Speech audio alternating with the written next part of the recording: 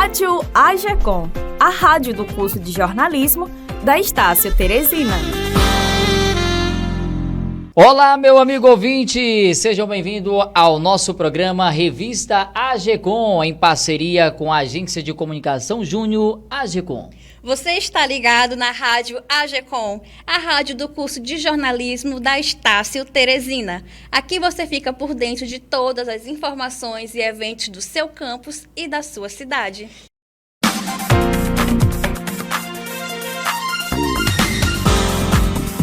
Revista AGECOM, o seu espaço diário de informação.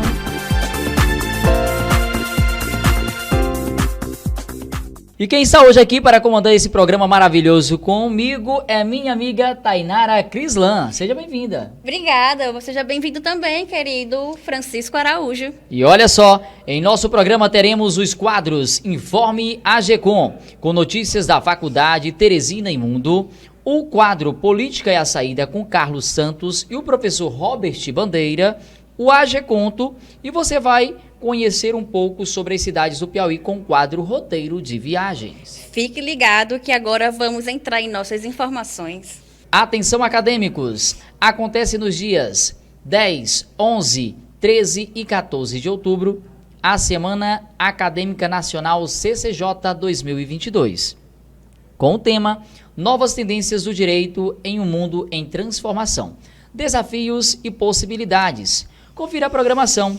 Dia 10 de outubro, às 19h30, palestra magna, Responsabilidade Civil com Rosa Neri. Às 20h30 do mesmo dia, palestra magna com Fernanda Marinella.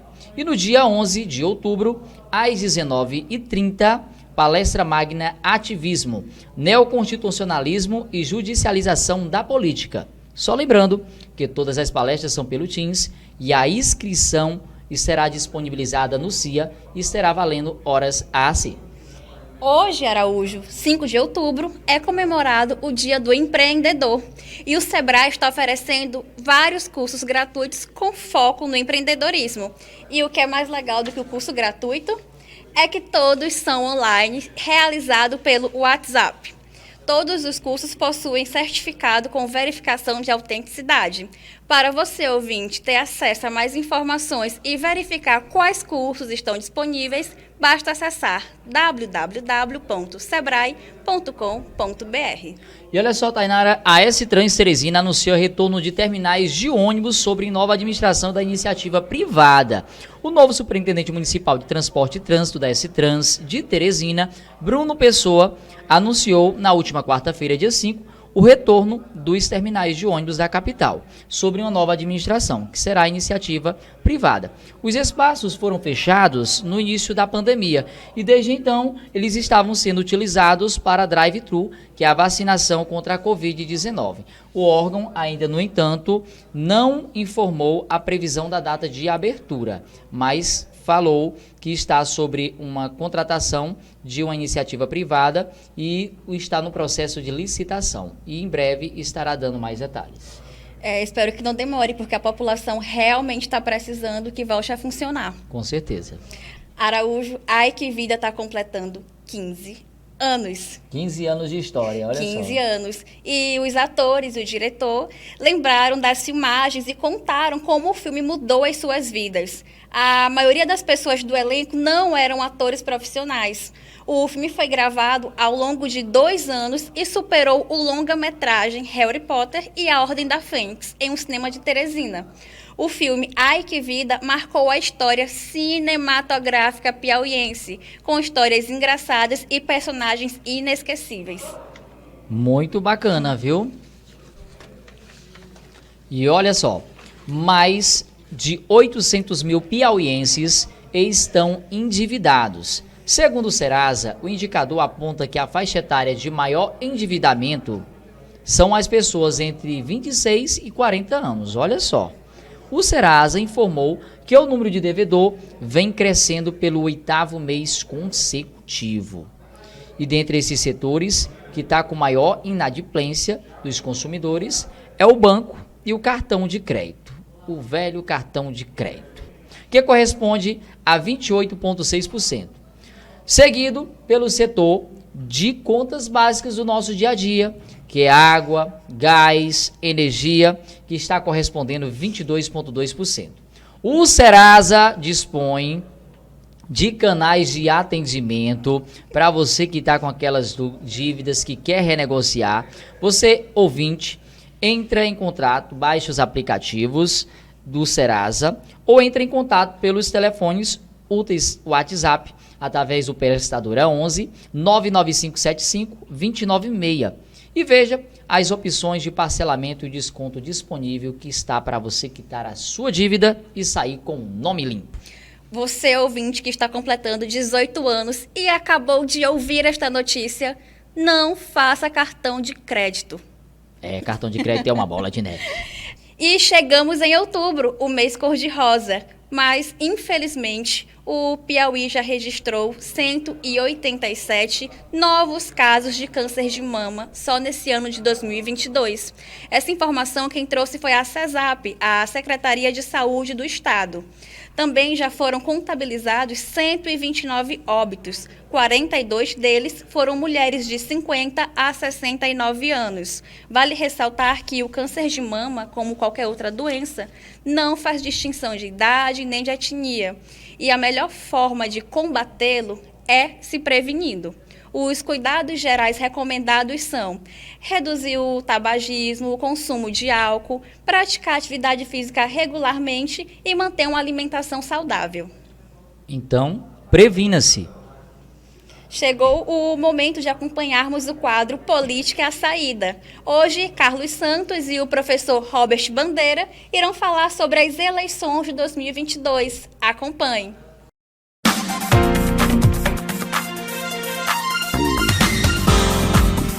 Revista AGECOM, o seu espaço diário de informação.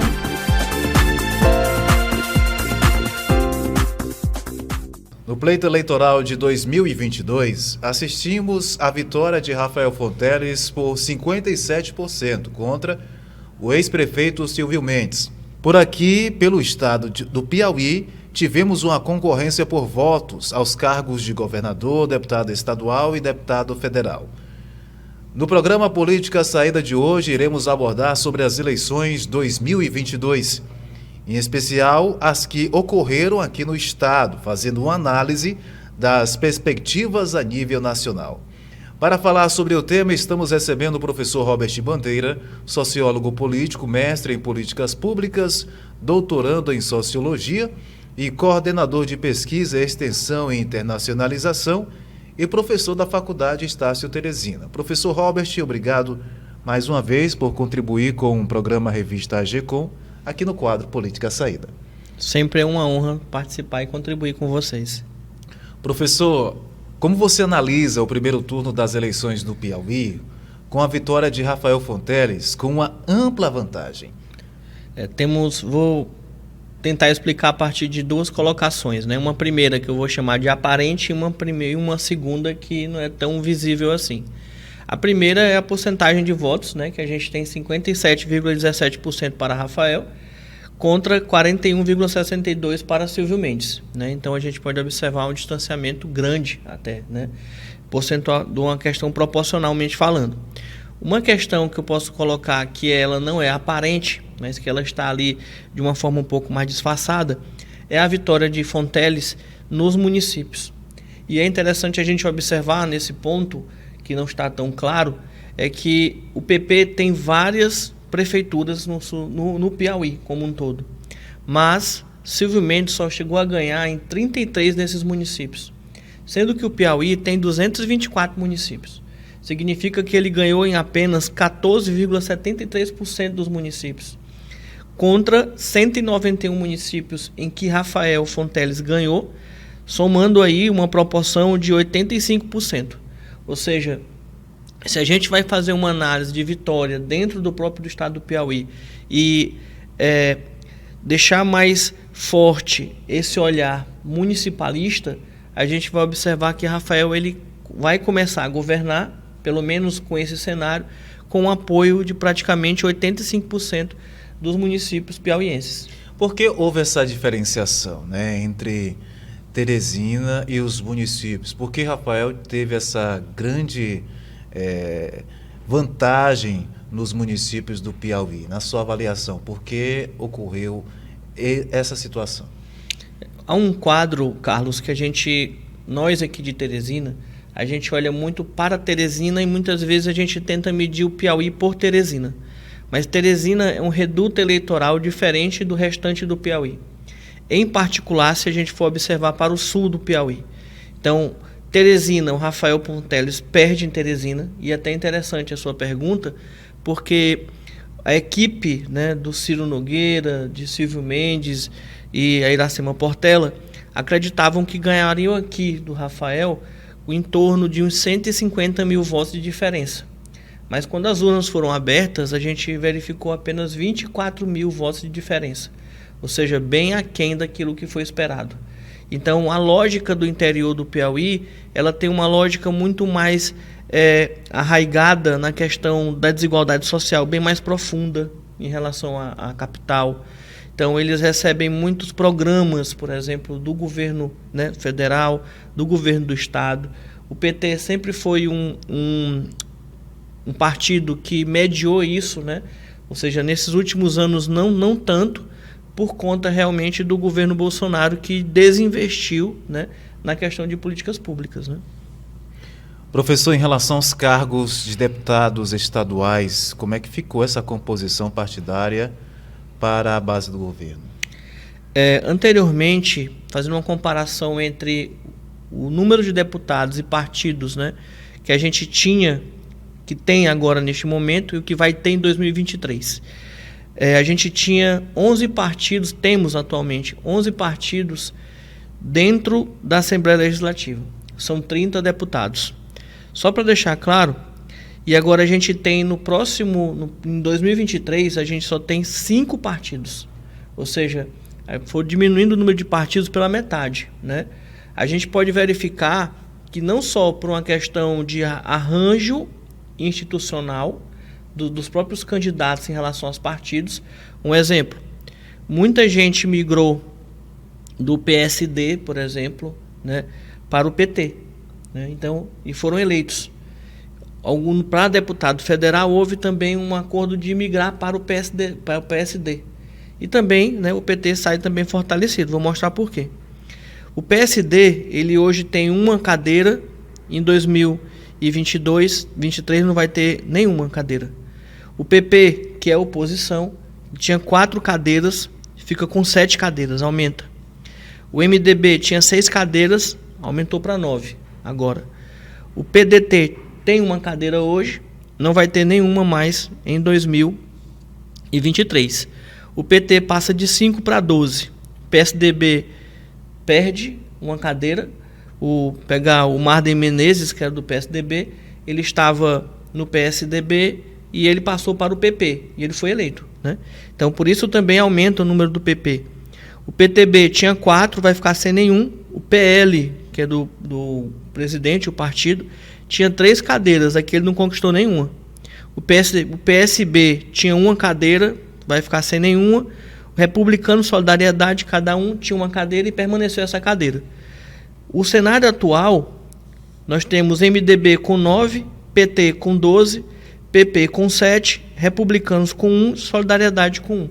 Ou seja, também podemos dizer que isso acontece até pelo fim realmente das coligações. Então, os partidos eles começam a se realinhar para se fortalecer internamente, já que a coligação não vai existir, para tentar eleger o maior número de pessoas. O Partido dos Trabalhadores está forte na Assembleia e na Câmara dos Deputados? Sim, há uma força na Assembleia. Para você ter a noção, só temos 8 parlamentares que são desfavoráveis ou da oposição ao governo do Rafael Fonteles. Ele tem 22 deputados numa base governista. Isso é pouco, isso é muito? É muito, porque o governador ele vai precisar dessa base aliada para aprovar projetos, para que ele possa governar, é a chamada governabilidade. Também na Câmara também. Professor, agora falando a nível nacional, nesse primeiro turno, nós observamos uma disputa, né, um pouco acirrada, podemos dizer assim, entre Jair Bolsonaro e o ex-presidente Lula, evidenciando um segundo turno nas eleições que vai acontecer no dia 30 de outubro. Como o senhor avalia esse resultado e o resultado das pesquisas que antes foram evidentes e, de certa forma, aconteceu essa divergência com os resultados atuais nas urnas? Uma questão que é importante a gente pontuar é que a pesquisa de opinião pública, ou de opinião, no caso eleitoral, ela é baseada na ciência e ela analisa um retrato de momentos. O momento que ocorre da penúltima, na verdade, pesquisa para as eleições, a gente tem uma diferença bem grande, principalmente em questões estaduais, em alguns estados, e também, se a gente fizer uma análise, também no setor para presidente. O que acontece com o presidente? E alguns institutos já estavam praticamente indicando isso. E até no nosso programa passado, no quadro passado, que a gente trabalhou isso, a semana passada, nós tratamos sobre voto útil. Porém, a indicação maior para a noção de voto útil era muito mais para o PT, para Lula, o indicativo. Mas por que esse indicativo estava para o Lula? Porque ele estava fazendo uma campanha de tentar ser eleito já no primeiro turno. E ele mesmo e toda a equipe dele, né, estrategicamente trabalhou isso. Porém, o que a gente observou foi um voto estratégico, ou voto útil para Bolsonaro. Então, você pode pegar ali os números de Tebet e o número do Ciro, nas pesquisas e nas urnas são bem diferentes, para menos. Ou seja, de onde é que surgiu esses números do Bolsonaro? Praticamente de Tebet e praticamente de Ciro. São votos estratégicos.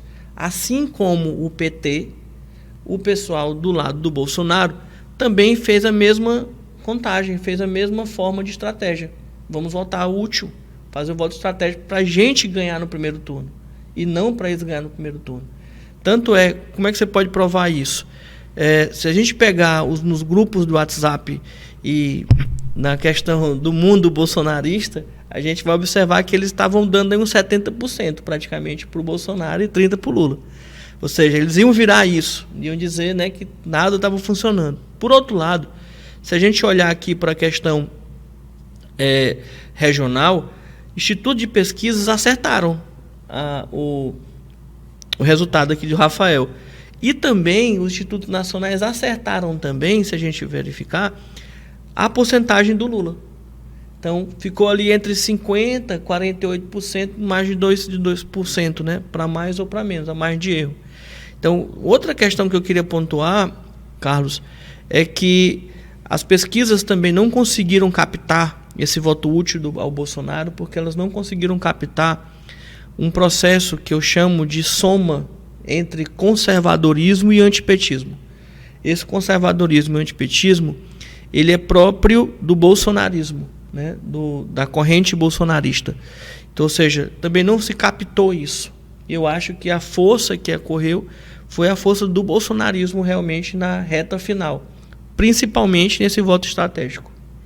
Então, podemos dizer que esse voto útil, esse voto estratégico foi uma dimensão que resultou quer dizer, que deu a divergência no resultado das pesquisas. Sim, foi o fato novo, que a gente chama na política, né?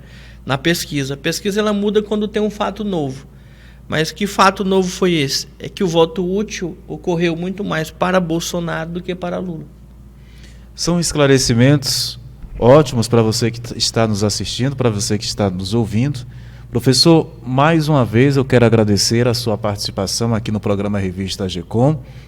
Muito obrigado pelos esclarecimentos, muito obrigado pela a sua entrevista. Fique à vontade para acrescentar algo em suas considerações finais e deixar uma mensagem para o nosso telespectador, para o nosso ouvinte. Deixar claro para nosso ouvinte que de agora em diante, os ataques, né, de um lado, de outro, vão se intensificar mais ainda. A gente vai viver, nesse momento, uma guerra de narrativas, né? E agradecer a oportunidade. Esse foi o quadro Política é a Saída. Eu volto com vocês, Francisco Araújo e Tainara.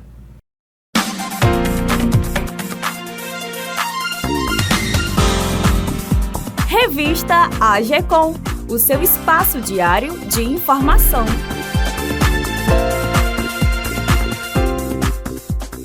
Voltamos, ouvinte. Obrigada por nos acompanhar até aqui. Você acabou de ouvir o quadro Política à Saída. Agora nós vamos apresentar o AG Conto, que, ouso dizer, é o melhor quadro da rádio. Tenho que puxar a sardinha para o meu lado.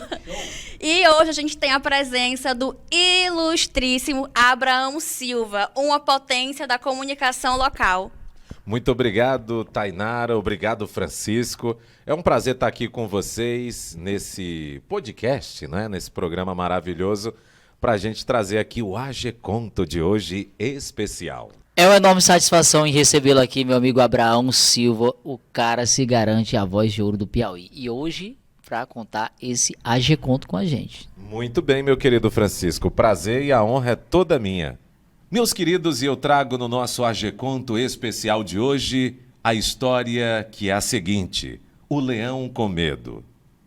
Em uma bela savana africana, um leão que havia se perdido de seu grupo já andava de um lado para o outro há 20 dias. Estava com fome e sede, mas também com muito medo de ficar sozinho. Finalmente, ele avistou uma lagoa de água fresca. Imediatamente, correu em direção a ela com todas as suas forças. Ele estava com muita sede e precisava beber um pouco do líquido vital a todo custo. No entanto, quando chegou à beira, viu na água a imagem de um leão sedento. Então ele se afastou. O lago já tem dono, pensou. Naquela noite, ele ficou perto dali, mas não se atreveu a voltar à lagoa. Se o leão, que era dono do lugar, aparecesse, certamente o atacaria por invadir sua propriedade. Ele não estava em condições de enfrentar ninguém. O dia se passou e o sol queimava. A sede era tão grande que o leão decidiu arriscar. Já não aguentava mais. Então ele se aproximou cautelosamente da água e, quando chegou à beira, viu o leão novamente. Sua sede era tanta que ele não se importou. Enfiou a cabeça para beber a água fresca. Neste momento, o leão desapareceu. Ele estava vendo apenas seu reflexo. Assim são os medos. Desaparecem quando os enfrentamos. Obrigada, Abraão. Arrepiou. A narração foi incrível. Você é incrível. Obrigada por estar aqui hoje conosco. Muito obrigado, Tainara. Obrigado, meu querido Francisco, por essa participação toda especial. E pode vir mais vezes, viu? Ah, mas com certeza. Fique à vontade.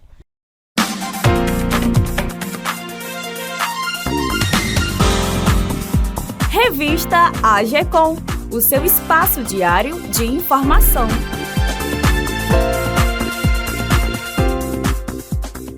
Olá, amigo ouvintes, voltamos e olha só, com o roteiro de viagem. E hoje vamos apresentar a vocês a cidade de Valença do Piauí.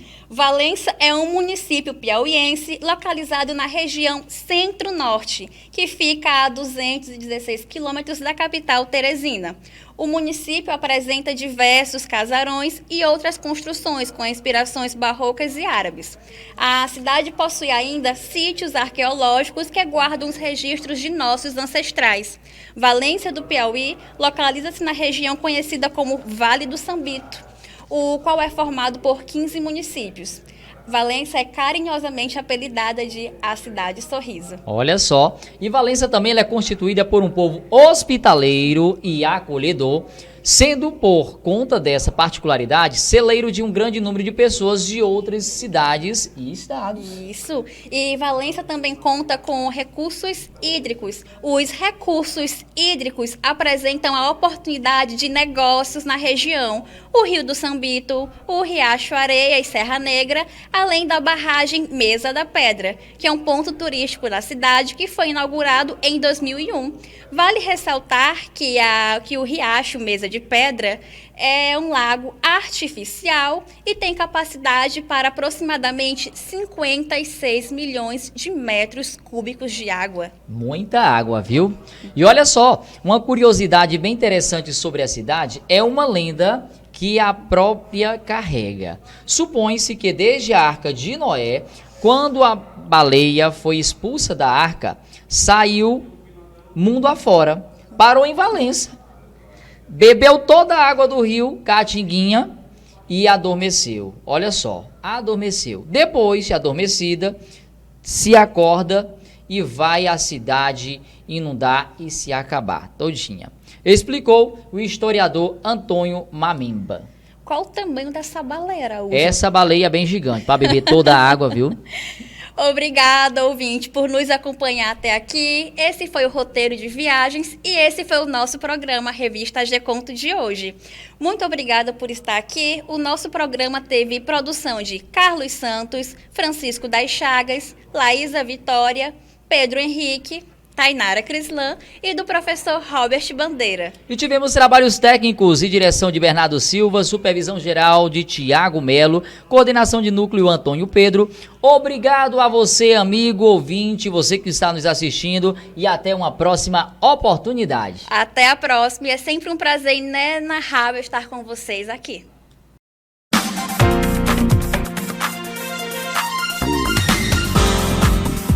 Revista AGCOM, o seu espaço diário de informação.